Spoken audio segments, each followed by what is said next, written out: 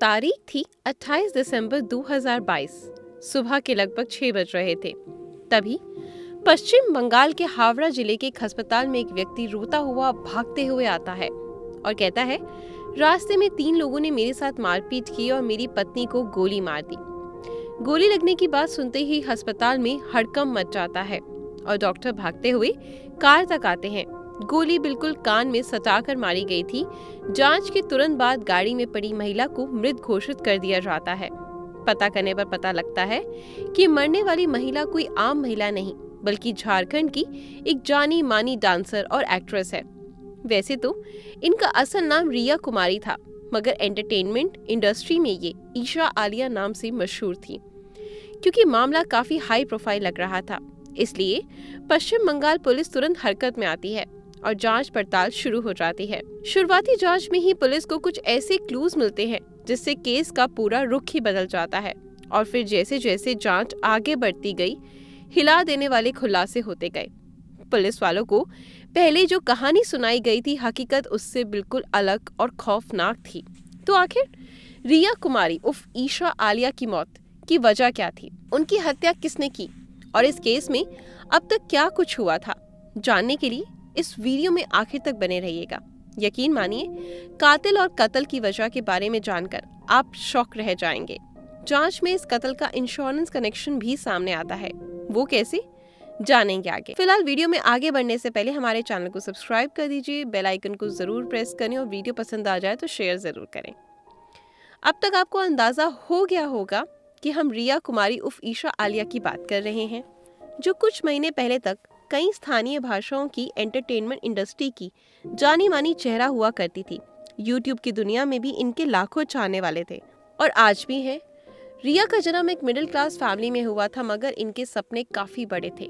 पढ़ाई के साथ बचपन से ही इन्हें एक्टिंग का शौक था और इसी शौक को पूरा करने के लिए मौके की तलाश में लग जाती थी। बहुत जल्द इन्हें मौका भी मिल जाता। बहुत कम उम्र में ये म्यूजिक एल्बम में काम करना इन्होंने शुरू कर दिया। देखते ही देखते इन्हें काफी पसंद करने लगे लोग। फिर ये झारखंड के अलावा दूसरे राज्यों में भी स्थानीय भाषा की म्यूजिक एल्बम में काम करने लगती हैं और उन्होंने अपना करियर रिया कुमारी के तौर पर शुरू किया। मगर देखते ही देखते ये ईशा आलिया के तौर पर पहचान में आने लगी। जैसे जैसे रिया कुमारी की लोकप्रियता बढ़ती रही, तो इंडस्ट्री में काम करने वाले बड़े डायरेक्टर्स और प्रोड्यूसर भी रिया को अपनी एल्बम में लेने लगे और बदले में इन्हें काफी अच्छा पैसा भी मिलने लगा। काम के सिलसिले में ही एक दिन रिया की मुलाकात प्रकाश कुमार नाम के एक व्यक्ति से होती है। बातचीत के बाद पता चलता है कि प्रकाश कुमार झारखंड फिल्म इंडस्ट्री का एक जाना माना फिल्म और म्यूजिक एल्बम प्रोड्यूसर हैं। काम के सिलसिले में प्रकाश कुमार एक दिन रिया को मिलने के लिए बुलाता है। बातचीत के बाद रिया प्रकाश कुमार की म्यूजिक एल्बम में काम करने के लिए राजी हो जाती है। इसी काम के दौरान दोनों की मुलाकात रोज रोज होने लगती है और फिर देखते ही देखते यही रोज रोज की मुलाकात प्यार में बदल जाती है। कुछ समय बीत गया और रिया कुमारी प्रकाश से शादी भी कर लेती है। रिया ने काफी सपने संजोकर प्रकाश को अपना हमसफर चुना था, मगर शादी के बाद नई जिंदगी की शुरुआत में ही रिया को पता चलता है कि उसके साथ बहुत बड़ा धोखा हुआ है। दरअसल प्रकाश पहले से शादीशुदा था और उसके एक नहीं बल्कि 3 बच्चे भी थे, मगर वो रिया से इस बात को छुपाए रखता और धोखे से रिया को भी अपनी दूसरी पत्नी बना लेता है। कमाल की बात तो ये थी कि इसने अपनी पहली पत्नी को तलाक भी नहीं दिया और शुरू से इस बात को लेकर रिया और प्रकाश में काफी झगड़ा हुआ। जब रिया को इस बात का पता चला और रिश्ते बिगड़ते चले गए, मगर एक समय बाद दोनों का रिश्ता सामान्य होता चला गया। रिया को लेकर प्रकाश झारखंड को छोड़कर कोलकाता में रहने लगा। यहीं रहते हुए बतौर डांसर अपने करियर को आगे बढ़ाती रही और एक के बाद एक कई रीजनल लैंग्वेज की म्यूजिक एल्बम में काम करती रही। यूट्यूब की दुनिया में भी इन्हें काफी लोकप्रियता हासिल हुई। रिया का प्रोफेशनल करियर भी काफी अच्छा चल रहा था। अब पर्सनल लाइफ में भी चीजें कुछ हद तक सुधर चुकी थी। अब रिया एक बच्चे की माँ बन चुकी थी। रिया की एक प्यारी सी छोटी सी बेटी थी।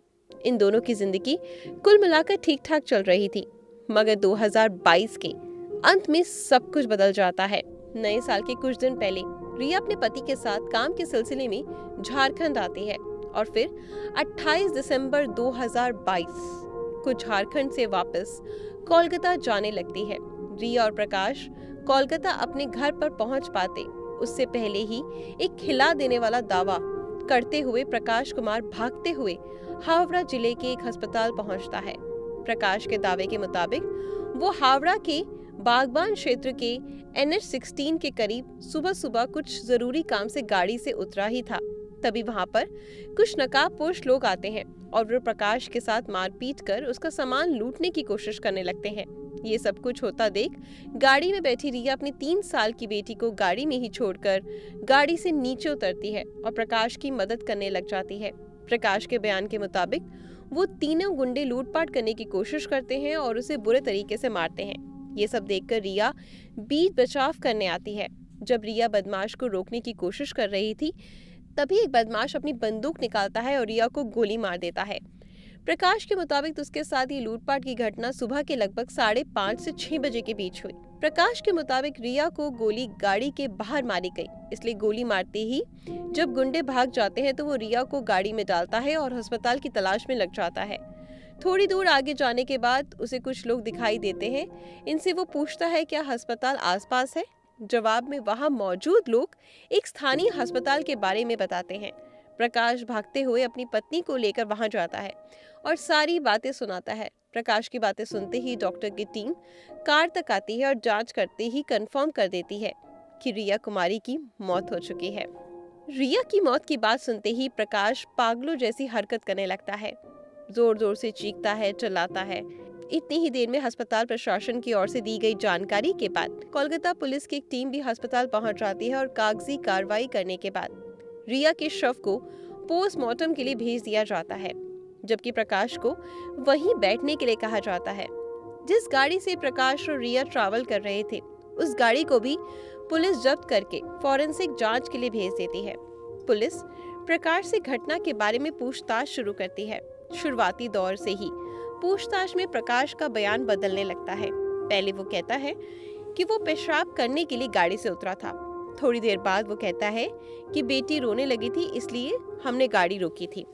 कुल मिलाकर बयान से पुलिस संतुष्ट नहीं हो पाती और प्रकाश से पूछताछ का सिलसिला लंबा होता चला जाता है। पूछताछ में प्रकाश पुलिस वालों को बताता है कि जैसे ही वो गाड़ी से उतरा, अचानक से 3 लोग आए और उससे मारपीट करने लगे। जो वो तीनों प्रकाश को मार रहे थे। बीच बचाव करने रिया आती है। प्रकाश के मुताबिक रिया के आते ही उन तीनों में से एक व्यक्ति अपने पास से पिस्टल निकालता है और रिया के कान में बिल्कुल सटाकर गोली चला देता है। पुलिस को प्रकाश के इस बयान पर भरोसा नहीं होता, क्योंकि प्रकाश के शरीर पर चोट के कोई भी निशान नहीं थे। ऐसा कैसे हो सकता है कि एक तरफ दूसरे को गोली मार दी जाए और जबकि उसी के साथ मौजूद दूसरे शख्स को खरोंच तक न आए। प्रकाश ने दावा किया था कि NH-16 में महेश रेखा ब्रिज के पास उसने अपनी कार रोकी थी। पुलिस इस पर भी सवाल करती है, क्योंकि वो वैसी जगह थी जहां पार्किंग के लिए कोई जगह ही नहीं थी। तो आखिर यहाँ प्रकाश अपनी कार कैसे रोक सकता है। पुलिस के सामने प्रकाश बयान देता है कि 3 लोगों ने उन पर हमला किया। जब पुलिस इस दावे की पुष्टि के लिए उस इलाके में मौजूद सभी CCTV फुटेज को खंगालना शुरू करती है, पुलिस को एक भी ऐसा CCTV फुटेज नहीं मिलता जिससे ये पता चले कि कोई प्रकाश की गाड़ी का पीछा कर रहा हो। मतलब कुछ भी संदिग्ध नहीं था। इतनी पूछताछ के बाद पुलिस के लिए शक के दायरे में प्रकाश कुमार खुद ही आ जाता है। हालांकि पुलिस आगे कोई कार्रवाई करने से पहले कार की फॉरेंसिक जांच तथा रिया की पोस्टमार्टम रिपोर्ट का इंतजार करने लगती है। जब रिया की रिपोर्ट आती है तो एक अलग ही खुलासा होता है। प्रकाश के मुताबिक 3 लोगों ने उसे सुबह के लगभग 6:30 बजे के आसपास हमला किया था, मगर पोस्टमार्टम रिपोर्ट में दावा किया जाता है कि रिया को कम से कम रात के 1 से 2 बजे के बीच में गोली मारी गई। कार से जुड़ी रिपोर्ट में पुलिस के सामने आती है। वो पुलिस का प्रकाश पर शक यकीन में बदल जाता है। दरअसल फॉरेंसिक रिपोर्ट के मुताबिक जांच में कार के अंदर 9mm बुलेट का खोखा मिलता है। अब अगर प्रकाश दावे के मुताबिक रिया को गोली गाड़ी के बाहर मारी गई, तो आखिर ये खोखा गाड़ी के अंदर कैसे आया। इधर पुलिस अपनी जांच कर रही थी कि रिया की मौत की खबर सुनकर रिया का भाई और माँ रांची से कोलकाता आ जाते हैं और प्रकाश पर अपनी बेटी की हत्या का मामला दर्ज करवाते हैं। ये लोग एक और खुलासा करते हैं कि लगभग कुछ दिन पहले रिया और प्रकाश का काफी झगड़ा हुआ था। उसके बाद प्रकाश घर छोड़कर चला गया था। हालांकि वो अचानक से वापस घर आया और फिर रिया को कोलकाता लेकर चला आया। रिया की मां खुलासा करती है कि इससे पहले भी प्रकाश ने रिया की जान लेने की कोशिश करी थी, मगर वो तब बच गई। अब पुलिस वाले सख्ती से पूछताछ का सिलसिला शुरू कर देते हैं। आखिरकार प्रकाश कुमार का सारा झूठ बेनकाब हो जाता है। पूछताछ में खुलासे के मुताबिक रिया से प्रकाश ने शादी जरूर करी थी, मगर ये शादी उसने सिर्फ रिया का पैसा हड़पने के पर्पस से करी। रिया को दिखाने के लिए अपनी पत्नी से अलग रहता है, जबकि वास्तव में वो अभी भी पहली पत्नी के कांटेक्ट में था। शादी के कुछ ही समय बाद प्रकाश रिया को अपने रास्ते से हटाने की साजिश में लग जाता है, मगर कई कोशिशों के बावजूद वो कामयाब नहीं होता।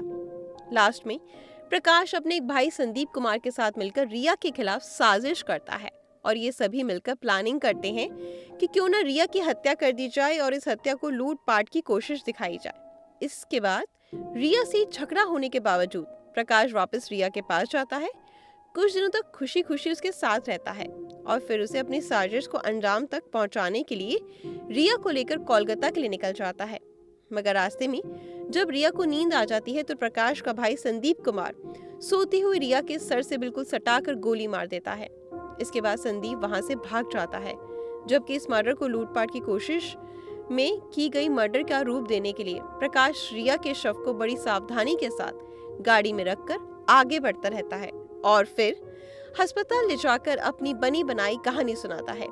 खुलासे के तुरंत यानी हत्या के अगले ही दिन 29 दिसंबर 2022 को ही रिया के पति प्रकाश कुमार को गिरफ्तार कर लिया जाता है। प्रकाश ने अपने बयान में हत्या की साजिश में अपने भाई संदीप को भी शामिल बताया, इसलिए पुलिस की कई टीम संदीप की तलाश में लग जाती है और फाइनली 31 दिसंबर 2022 को संदीप भी गिरफ्तार कर लिया जाता है। अब पुलिस रिया के 2 कातिलों को गिरफ्तार कर चुकी थी। रिया के परिवार वालों ने आरोप लगाया था कि साजिश में प्रकाश की पहली पत्नी भी शामिल है। पुलिस की जांच और व्यक्ति का नाम आता है जिसने प्रकाश और संदीप को बंदूक उपलब्ध कराई थी और उस व्यक्ति का नाम भी संदीप ही था। अब पुलिस इस दूसरे संदीप की तलाश में लग जाती है, मगर कई हफ्तों के बीत जाने के बाद संदीप का कहीं अता पता नहीं चलता। हालांकि कोलकाता पुलिस हिम्मत नहीं हारती और दिन रात की मेहनत के बाद बिहार की राजधानी पटना के पास एक गांव से गुप्त सूचना के आधार पर 2023 के फरवरी महीने में संदीप को गिरफ्तार कर लिया जाता है। पुलिस को इस दर्दनाक हत्याकांड में शामिल तीनों आरोपियों का पता चल चुका था, मगर पुलिस अभी भी इस हत्या के वास्तविक कारणों का पता नहीं लगा पाती। पहले तो दावा किया जाता है कि प्रकाश इस रिया से पीछा छुड़ाना चाहता था, इसलिए उसने हत्या करवाई, मगर आगे की जांच में खुलासा होता है कि वास्तव में प्रकाश लाखों के कर्ज में डूबा था। उसके पिछले कुछ फिल्मी प्रोजेक्ट जो थे वो फ्लॉप हो गए थे, इसी कारण वो कर्ज चुका नहीं पा रहा था। इसी के बाद वो तय करता है कि अगर रिया की एक्सीडेंट में डेथ हो जाए तो रिया का जो लाखों रुपए का इंश्योरेंस है वो पैसा उसे मिल जाएगा। इन पैसों के बल पर वो अपना कर्ज भी चुका सकता है और फिर ऐश मौज की जिंदगी भी काट सकता है। प्रकाश अपना ये प्लान अपने भाई से डिस्कस करता है और इसके बाद ये लोग तय करते हैं कि रिया को खत्म कर दिया जाएगा और फाइनली साजिश के तहत 28 दिसंबर 2022 को रिया की हत्या कर दी जाती है। जब रिया की हत्या की थी उस समय कार में रिया की एक 3 साल की बेटी भी मौजूद थी। जब रिया को गोली मारी गई तो वो बच्ची सो रही थी, इसलिए पुलिस को बहुत कुछ नहीं बता पाई। ऊपर से माँ के मरने के बाद वो इतना गहरे सदमे में चली जाती है कि ठीक से कुछ भी नहीं बता पाती। फिलहाल इस केस का मौजूदा स्थिति की बात करें तो ये तीनों आरोपी जेल की हवा खा रहे हैं। पूरा मामला अभी कोर्ट में है, जहाँ पूरी सुनवाई के बाद सजा का ऐलान होना बाकी है। वैसे तो ये अदालत तय करेगी कि रिया के कातिलों को क्या सजा दी जाए, मगर आपके अनुसार इन आरोपियों का अगर गुनाह साबित हो जाता है तो इन्हें क्या सजा मिलनी चाहिए, कमेंट बॉक्स में जरूर बताएं। अगर आप ऐसी ही क्राइम की और सच्ची कहानियां सुनना चाहते हैं, देखना चाहते हैं तो हमारे चैनल को सब्सक्राइब करें, वीडियो को लाइक और शेयर जरूर करें। आपकी ईशा से मुलाकात होगी कल। धन्यवाद।